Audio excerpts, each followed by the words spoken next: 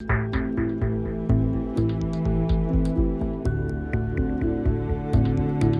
those of you who sat through Avengers Endgame and expected 2 post-credit scenes, you will be really pleased to hear that Spider-Man Far From Home does actually have 2 of them. Now these set up for further Marvel Cinematic Universe characters, as well as giving a nod back to Captain Marvel. We're going to take a look at both of them.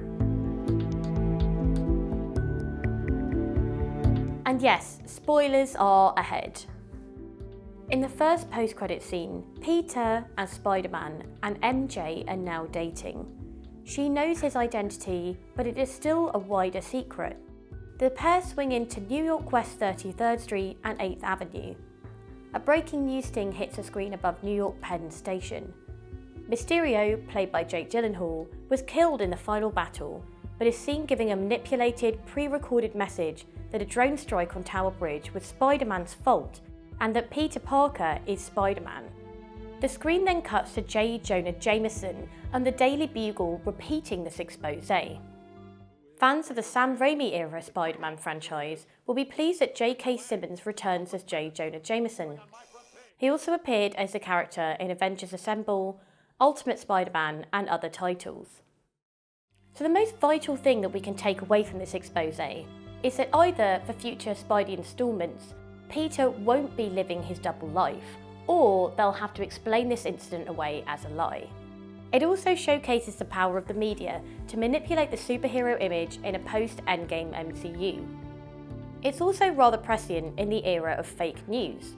After all, Mysterio's final lines on Tower Bridge were, "People just need to believe, and nowadays they will believe anything."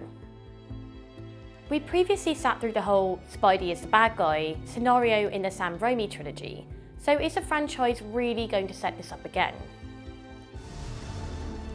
I'm gonna end it. In the second post-credit scene, Nick Fury and Agent Maria Hill are seen driving down a city street, talking about how Quentin Mysterio fooled them. Then, in a huge twist, Fury transforms back into the Skull Talos, Ben Mendelsohn, as Talos had been impersonating Fury throughout the whole entire movie. Fans will remember him as one of the initial antagonists in Captain Marvel, who had been impersonating Fury early in the film, then was revealed to be a good guy. Soren, who had been impersonating Hill, tells Talos that they need to call Nick Fury to update him on what's happened. Talos calls the real Nick Fury. We initially believe him to be on a tropical island, barefoot, drinking out the coconut and wearing a tropical shirt. But the island scene is a hologram, and Fury is actually on a large scroll ship travelling through space. He is relaxing and doesn't seem to be in any present danger. So the first question, when did Talos become Fury on Earth? Did Fury come back immediately after the snap, then have something important to attend to, so sent Talos to impersonate him? If in the movie Talos remembers Tony Stark's funeral, then it is possible that the real Nick Fury didn't actually attend. Perhaps he is so relaxed on the ship though, because they're waiting for something to happen or are making a very long journey. We know Captain Marvel is missing from chunks of Avengers Endgame because she was off helping other planets affected by the snap. Is Fury assisting with this, or on his own quest? Looking back at Fury's lines in the film, the audience is dropped a few small clues that he was a Skrull all along. When asked whether Captain Marvel is available to help fight the Elementals, Fury says, "Don't invoke her name," which seems like a bit of an overreaction. Also at the end of the movie, he tells Happy Hogan that appearances can be deceiving. Fury's appearance on the Skrull ship is a potential setup for the next MCU installments. We already know that the Skrulls of the movies divert from their character arc in the comics. They appear as antagonists to the Fantastic Four in 1962's Fantastic Four #2, and then fighting the Kree-Skrull War in Avengers, and then take over human form on Earth in 2008's Secret Invasion.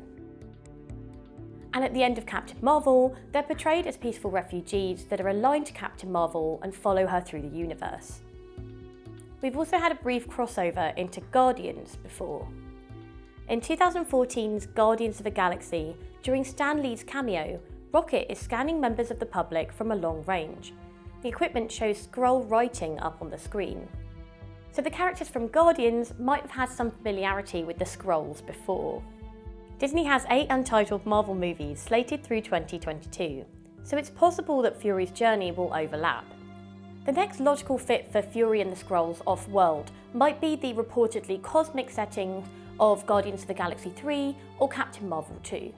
There's also the Eternals in development, as well as a reported Fantastic Four reboot, as early as 2022. Considering the Skrulls were first featured in the Fantastic Four comics, this would be a great way to tie together 2 elements of the MCU. What did you think of the 2 post-credit scenes? Comment below.